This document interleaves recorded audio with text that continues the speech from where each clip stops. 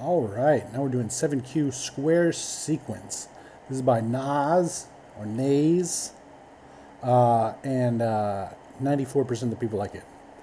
We're going to complete the function that returns an array of length n, starting with the given number x and the squares of the previous number. If n is negative or 0, then we're going to return an empty array. All right, so it's going to be, this number is going to be the square of this number is the square of this one, this number is the square of this one, all the way up. And that's basically it. So we're going to use a for loop to start off with. But first let's declare a variable let result equal an empty array. Let's say for let I equals 0, while I is less than n, I plus plus, right? And we're just going to make an array going all the way up to n length, all right? So right here, let's say result.push. What should we do here? X times equals x, all right? And then let's return result and see what we get. Return result. Let's see what we get, all right? And we get something like this, 1, 2, 3, 4, 5, but it starts on 4, and it has this number in it, which we don't need. So we need it to start on 2. So let's do something like this. Let's say if I equals 0, let's say result.push x, all right? That way it'll push whatever x is at the front, all right? Let's test that out. All right, so now we've got this, but we still have this number. So let's do something, let's say n minus 1 on this, all right? Just so we can knock one of these elements out. Test it out. Looks good, let's attempt it. Uh-oh, what's wrong? Oh, we need to have x in there if there's an empty, if it's only 1.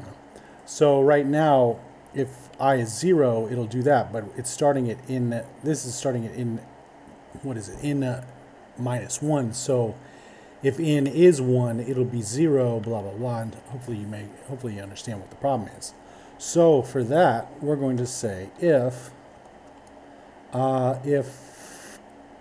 n equals 1, we're just going to return an array with x in it. Now let's test it out. Pardon me. And attempt it. Ah, looks good, looks good. Look at all that work, though. Look at all that. It doesn't even look good. It doesn't even look like anything, really. Let's change this up. Let's say const squares. Let's go equals x, and then n is the arguments. Let's get this. Let's turn it into an arrow. And let's start down here. Let's say console.log, so it's easier to test. And now we've got nice, concise syntax going on here. And just in case you don't understand some things, you might learn something too. So we're going to use this Array.from static method, which creates a new shallow copied array instance from an iterable or array-like object. So basically what we're going to be doing, we're going to be using the index on this one, so we're going to use this arrow function syntax, which we start off with Array.from, then we have an array-like thing for the length, and then right here, we're going to have like the arguments for the function that's going to dictate what goes in every element. It'll make sense, hopefully, in a little bit. And for the array-like thing we're going to use something like this. We're going to use an object where length is the key and the value is 5. All right. So let's do that. Let's say array.length. All right. And for the array-like thing, we're going to have this object that has length is in, all right? It's going to be in length. And then after that, we're going to do the little function that tells us element index. That's going to it's going to dictate what goes into each element. All right, and since we don't even really need the elements, since the elements don't even exist right now, we're just going to put an underscore right here to indicate that. All All right, so what we're going to do is we're going to use this ternary operator. Let me come over here. Ternary operator.